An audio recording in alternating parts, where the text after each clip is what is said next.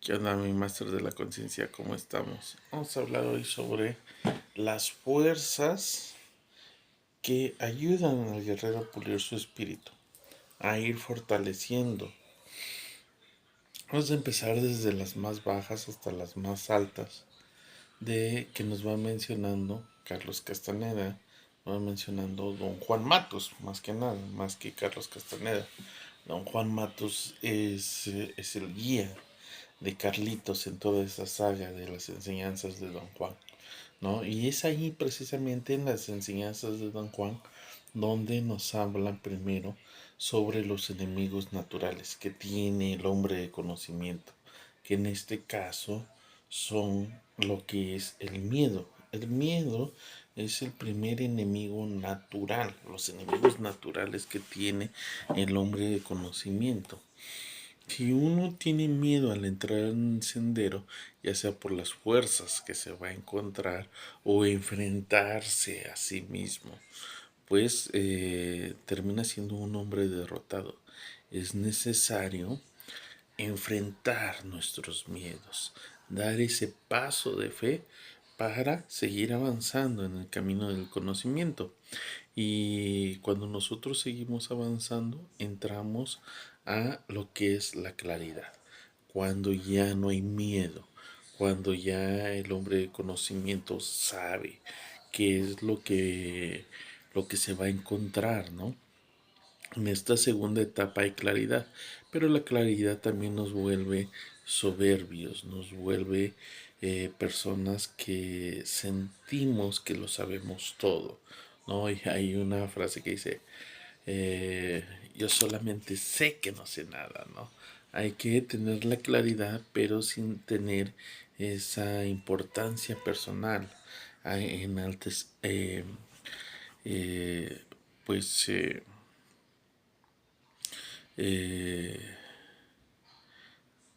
que nos embargue, que nos llene, enaltecida, ¿no? Hay que tener toques de humildad. Y cuando nosotros tenemos ese toque de humildad ante la claridad, ante lo que nosotros podemos ver, aparece el verdadero poder.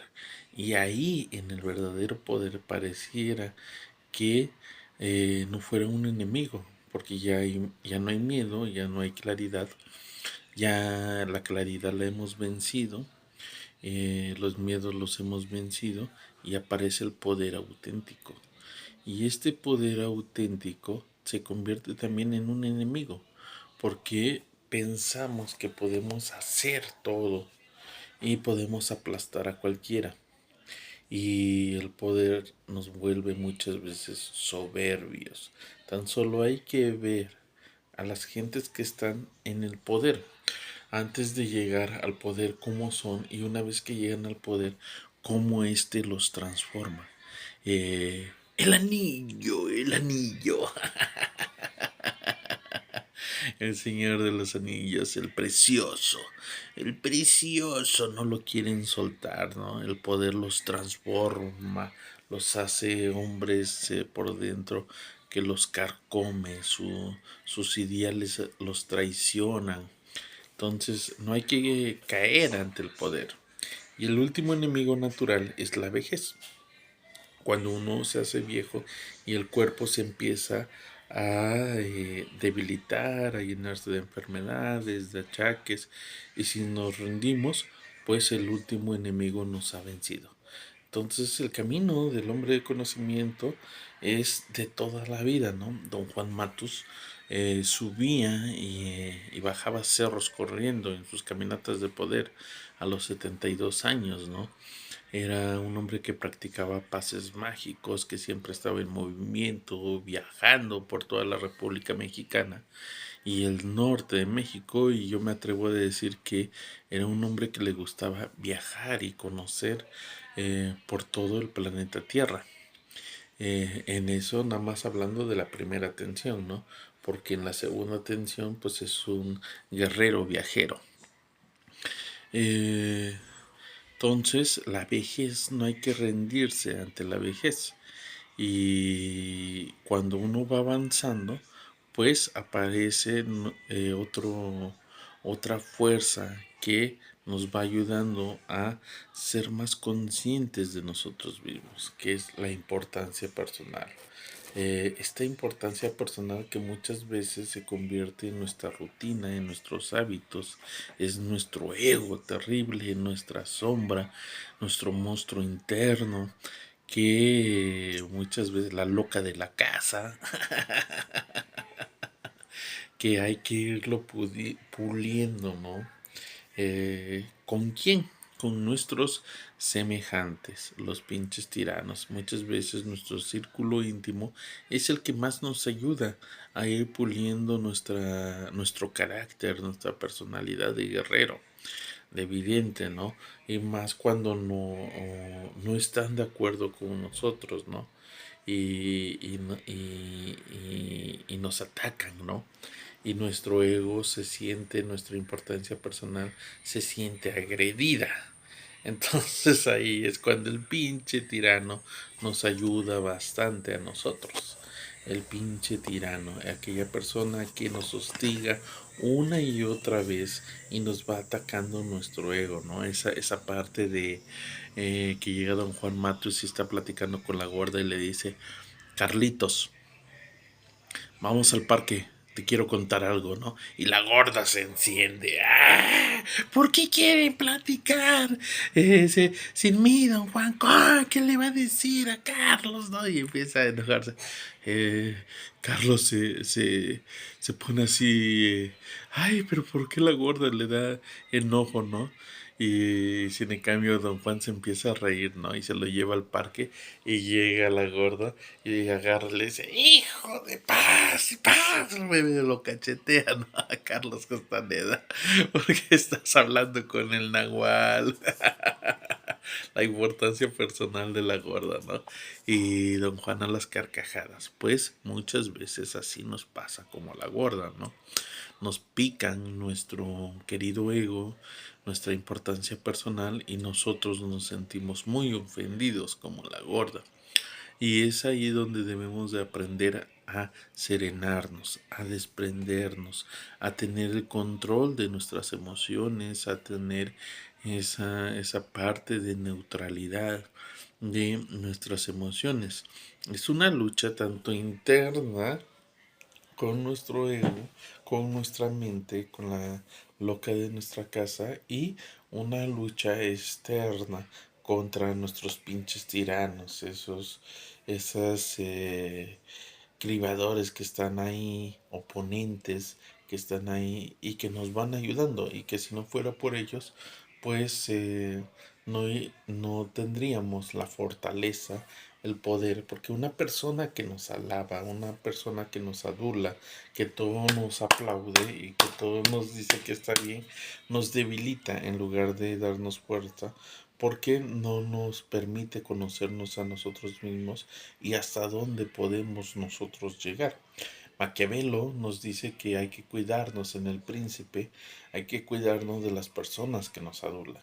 Sin en cambio, las personas que nos atacan son personas que nos ayudan bastante, irónicamente, ¿no? Y esos son los enemigos dentro de la primera tensión. Pero dentro de la segunda tensión aparecen ciertas fuerzas que van ayudando al guerrero, ¿no? Los famosos seres inorgánicos, los incorpóreos, esas fuerzas que existen más allá de la materialidad del mundo físico. Y don Juan lo lleva, ¿no? Lo lleva a buscar su aliado, su ser inorgánico, para que, a ver a qué tanta fuerza tiene Carlos Castaneda, ¿no?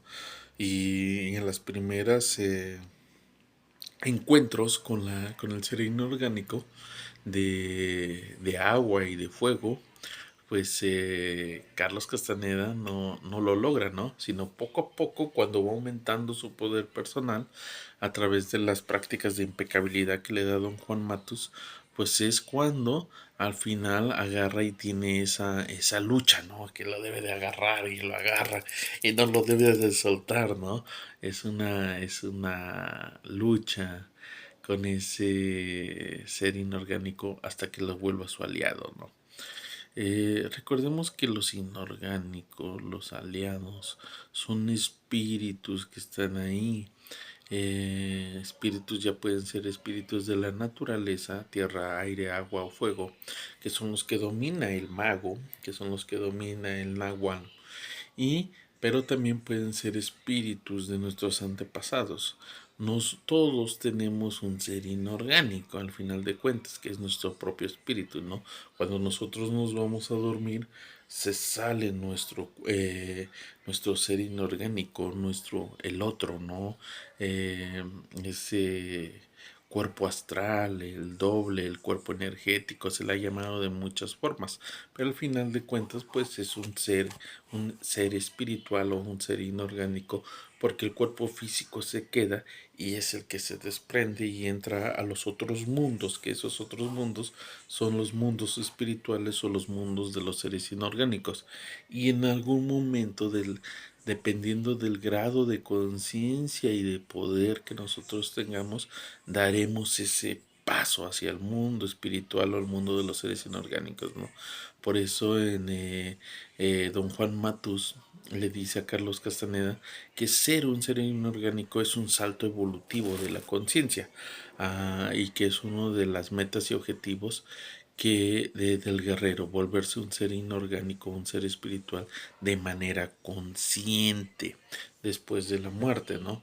Esto lo plantea en el libro de las enseñanzas de Don Juan, en la última introducción o prefacio que nos da Carlos Castaneda. Hay que checarlo. Y también en el libro del silencio interno. Ya lo había comentado cuando hablé sobre los seres inorgánicos. Entonces, estas fuerzas nos van ayudando. Don Juan Matus tenía sus aliados, igual que Don Genaro y todos los nahuales. Ellos tenían sus aliados que los iban llevando. Claro que pues piden cierta energía, ¿no? Pero al final de cuentas todo es un intercambio de energía en este mundo, ¿no? Donde todo come. Nosotros nos comemos los animales, nos comemos los vegetales y nos dan esa energía y esa fuerza. Así la escala evolutiva de la conciencia, pues hay diferentes grados de alimentación cósmica. Bien.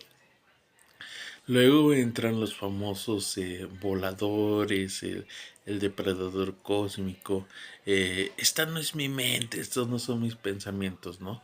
En la cual la forma y la lucha de vencerlos es a través del aquietamiento, el silencio interno, la meditación, la contemplación en la naturaleza y en nosotros mismos y en nuestra propia mente.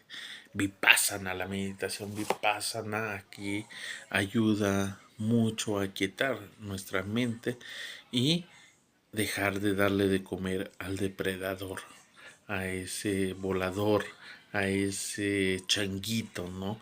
Que va de saltarín, que va de un lado a otro. Fuerza, Master.